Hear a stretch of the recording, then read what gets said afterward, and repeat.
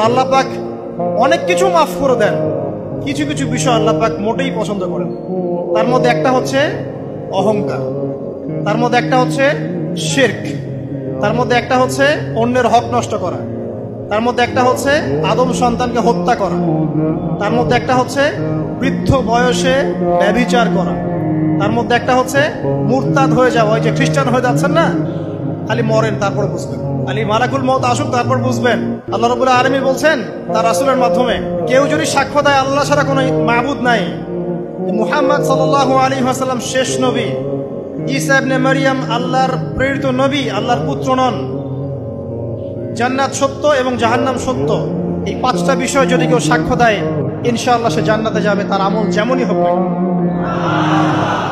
টাকার বিনিময়ে, চাকরির বিনিময়ে, সমাজসেবার নামে আর চিকিৎসার নামে ঈমান বিক্রি করে ফেললেন, সুবহানাল্লাহ সুবহানাল্লাহ।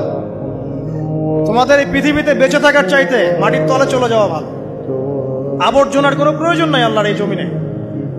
এই মুসলিম উম্মার আবর্জনার কোনো প্রয়োজন নাই। এই মুসলিম উম্মার ইমানদার সাহসী তরুণ প্রজন্মের দরকার। আল্লাহ পাক কবুল করুন, আমিন।